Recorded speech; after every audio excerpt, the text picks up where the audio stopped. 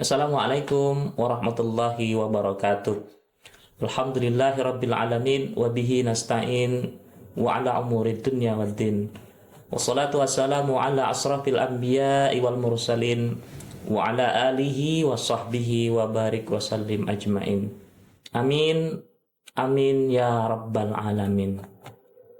Kali yang pertama bersyukur kita kepada Allah atas rahmat dan kurnia yang telah diberikannya kepada kita. Alhamdulillah, hingga saat ini kita masih diberikan kesempatan oleh Allah untuk menjalankan ibadah puasa pada tahun ini. Kedua kali salawat dan salam kepada pucuk pimpinan kita, yakni Nabi kita, Nabi besar Muhammad sallallahu alaihi wasallam. Mudah-mudahan kita senantiasa diakui olehnya sebagai umatnya hingga yaumil qiyamah nanti, bahkan sampai ke jannahnya.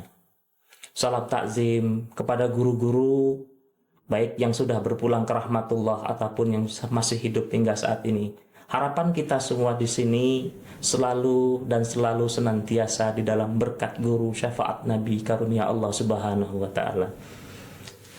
Pemirsa jamaah khabar yang dirahmati oleh Allah, alhamdulillah sampai hari ini kita telah memasuki 10 hari pertama di bulan Ramadan.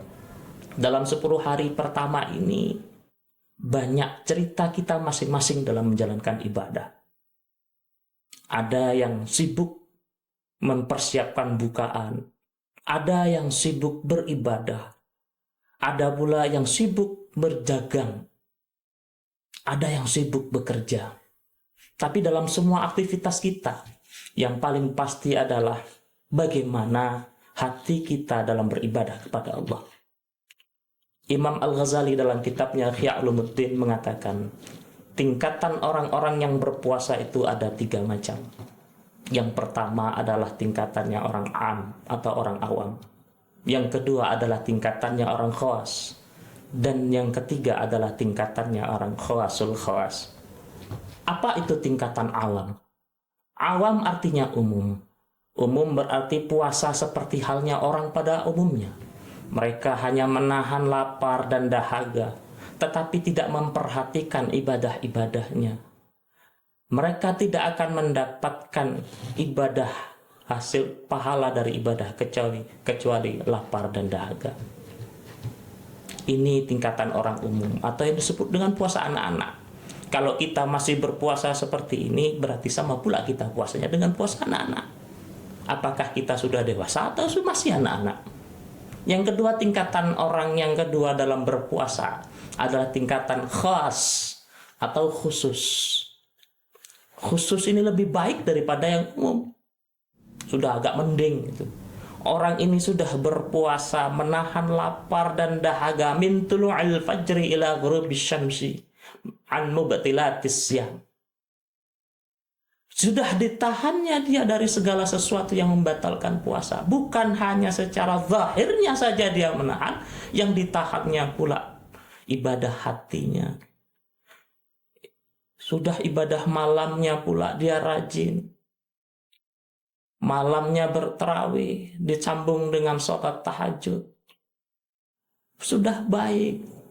Tapi kadang-kadang orang yang pada tingkatan khawas ini masih ada rasa sakit hati, masih mengharapkan surga, masih mengharapkan terhindar dari neraka. Ibadahnya masih terhalang oleh keinginan pribadi dia. Sedangkan tahapan yang ketiga atau tingkatan yang ketiga adalah tingkatan khawasul khawas. Tingkatan yang khawasul khawas ini adalah tingkatan yang paling tinggi di antara tingkatan-tingkatan orang yang berpuasa. Mengapa? Karena seluruh ibadahnya, baik ketika saat berpuasa atau di luar puasa sekalipun, baik ibadah itu ibadah mahdhah ataupun ghairu mahdhah sekalipun, hanya mengharapkan Allah Subhanahu wa ta'ala. Salatnya karena Allah, puasanya karena Allah, makannya karena Allah, duduknya karena Allah, berdirinya karena Allah. Tak ada lagi karena orang di situ. Maka tidak salah ketika kita sedang sholat, pertama kali yang kita baca setelah takbiratul ihram, doa iftitah, inna salati wa nusuki wa mahyaya wa mamati lillahi rabbil alamin. Sesungguhnya salatku, ibadahku, hidupku, matiku hanya milik Allah.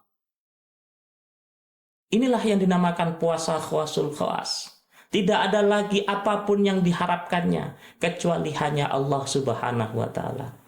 Pemirsa jamaah khabar yang dimuliakan oleh Allah, untuk mencapai tingkatan yang khawasul khawas ini mungkin sulit bagi kita. Bahkan yang khawas pun sulit bagi kita. Oleh karena itu, senantiasalah kita untuk menjaga hati kita, memulai dari kita sendiri. Bagaimana kita ketika melaksanakan ibadah itu hanya mengharapkan dari Allah. Dimulai ketika saat sholat, beribadah sholat, betul-betul kita menghayati apa makna dari doa iftitah, sehingga amal perbuatan yang sholat kita kerjakan hanya karena Allah.